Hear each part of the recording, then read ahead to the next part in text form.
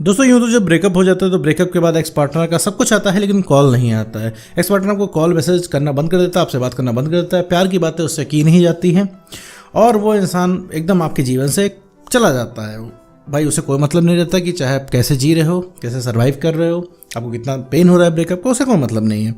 इसके बाद भी मान लीजिए आपको ब्रेकअप के बाद कॉल मैसेज आता है कि भाई एक्स पार्टनर का 2 महीने बाद, 4 महीने बाद, 6 महीने बाद या फिर साल भर बाद किसी भी रीज़न से ऐसे ही चलते चलते कॉल मैसेज आ जाए, तो उनको भैया कैसे डील करें, तो भैया उनसे कैसे बिहेव करें। कई लोगों को ये सारा कन्फ्यूजन होता है कि भैया एक ज़माना था जब हम रोक रहे थे, हमने कॉल मैसेजेस की बौछार कर दी थी, तब तो भैया वो नहीं सुना था, अब उसका कॉल मैसेज, अब हम क्या करें। मन में एक मलाल तो रहता ही है कि आप अपना प्यार उस इंसान को दिखा नहीं पाए, ठीक है, आप पूरी बात नहीं कर पाए, चलते रिलेशनशिप में वो इंसान चला गया, बहुत सारी बात आपको कहनी थी, बहुत सारी आपको बात सुननी थी, लेकिन अभी इस कंडीशन में अगर उसका कॉल मैसेज आए तो उसको कैसे डील करें। तो भैया अगर ब्रेकअप के बाद आपके एक्स का कॉल मैसेज आता है तो उन्हें कैसे डील करें, इस पूरे टॉपिक के बारे में इस वीडियो में बात करने वाले हैं। साथ में ये भी समझेंगे कि भैया आखिर एक्स पार्टनर की कॉल करने की वजह क्या होती है ब्रेकअप के बाद। तो चलिए बिना वक्त गवाए इस वीडियो को शुरू करते हैं।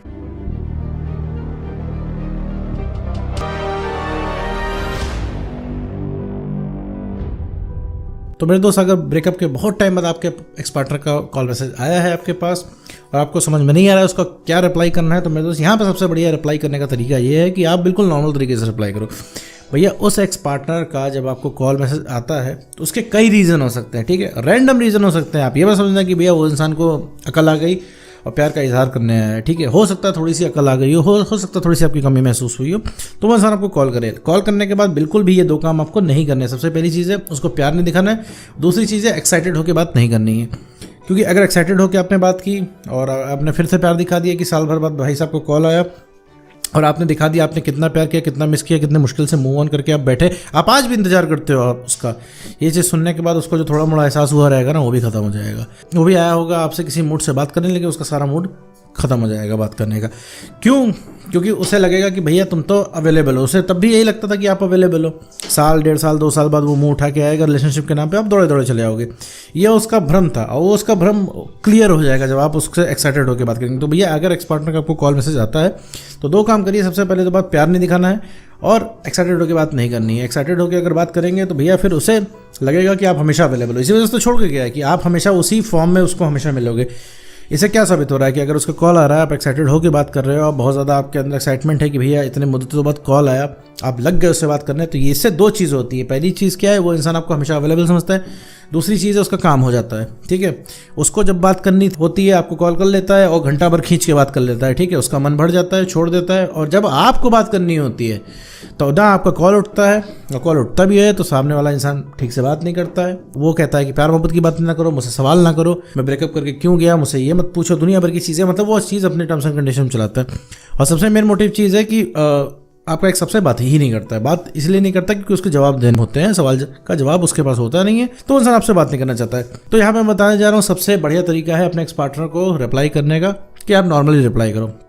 इससे बहुत ज़्यादा प्रभाव पड़ेगा आपके ब्रेकअप के बाद। सबसे ज़्यादा जो कोई फ़र्क पड़ता है ब्रेकअप का वो खुद आपको पड़ता है, ठीक है, उस इंसान को तो नहीं पड़ता, क्योंकि वो इंसान तो मज़े में रहता है।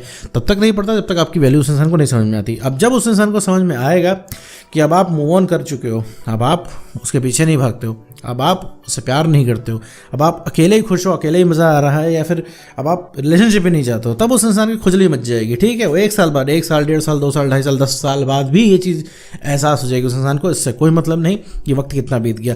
आपको लग रहा होगा भैया ब्रेकअप को 3 साल हो गए, 3 साल में तो चेहरा भी धुंधला गया होगा। नहीं भैया, आपके साथ रिलेशनशिप में जो इंसान रहा है वो कुछ भी नहीं भूल सकता। ईच एंड एवरीथिंग उस इंसान को याद है। बस यही है कि वो आपसे वो संतुष्ट था, बस ये चीज़ थी कि वो आपसे निश्चिंत था। इसी वजह से कोने में दुबक के बैठा था आराम से।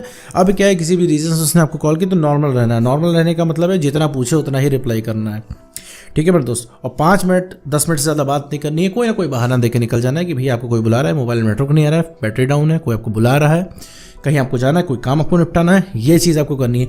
हमेशा जो कॉल आए तो हमेशा उस इंसान को बोलना है कि देखो भैया 3 घंटे बाद कॉल करो, बिकॉज आई एम बिजी, कि मैं बिजी हूँ। इससे उसको लगना चाहिए कि ये कभी भी आप वो इंसान कॉल करेगा तो तुम हमेशा अवेलेबल नहीं रहोगे उस इंसान के लिए, तब वो इंसान तुम्हें कंसिडर करेगा, तुम्हारे लिए समय निकालेगा, वरना वो जब भी फ्री होगा तुम्हें उठा के कॉल कर देगा।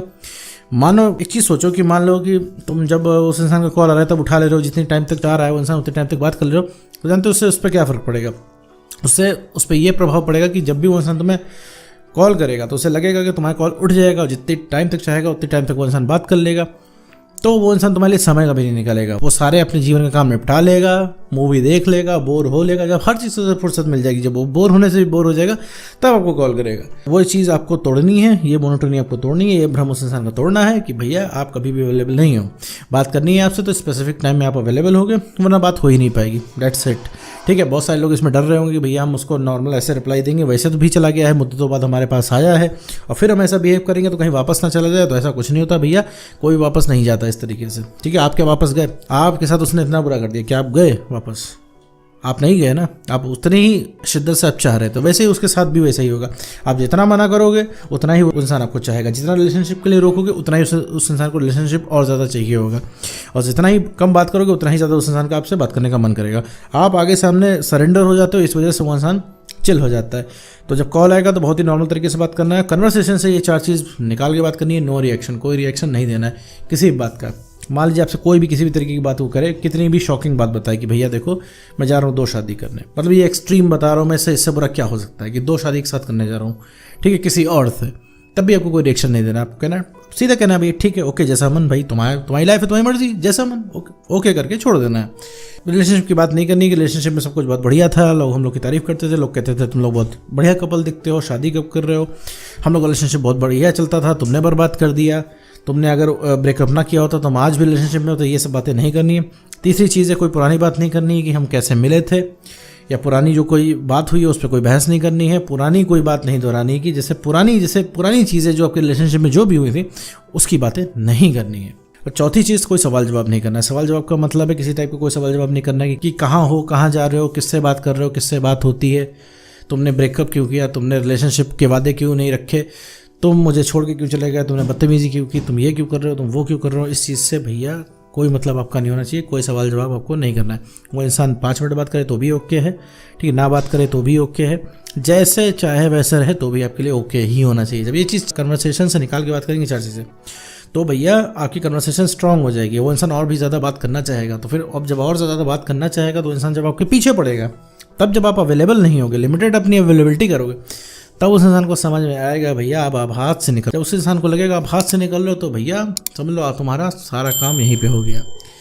कि इंसान उसी के पीछे भागता है जो पहुंच के बाहर होता है, उस पहुंच के बाहर होना है। नॉर्मल तरीके से बिहेव करोगे तो वो इंसान, तो उस इंसान को लगेगा तुम उसकी पहुंच से बात। नॉर्मल तरीके से बात करोगे तो इंसान चौंक जाएगा। क्यों चौंक जाएगा? क्योंकि उसे लगेगा कि भाई जो इंसान हमारे पीछे इतना भागता था, रिलेशनशिप के नाम पे दौड़ा आता था, आज वो उस इंसान को हम कॉल कर रहे हैं तो वो इंसान नॉर्मल तरीके से बात कर रहा है, उसको रिलेशनशिप चाहिए नहीं, उससे 5 मिनट बात करो तो भी ठीक है, 10 मिनट बात करो तो भी ठीक है। तो ये सब चीज़ें उसके दिमाग में घुस जाएंगी, तब उस इंसान को समझ में आएगी तुम्हारी वैल्यू, धीरे धीरे तुम्हारे बारे में सोचेगा वो इंसान। तो भैया किसी भी एक्स पार्टनर का कॉल आए 2, 4, 10 महीने बाद, तो आपको सिर्फ नॉर्मल तरीके से बात करनी है और कुछ नहीं, और लिमिटेड बात करनी है, अवेलेबल नहीं होना है। तो उम्मीद करता हूं दोस्तों आपको वीडियो समझ में आएगा। तो आज की वीडियो में इतना ही।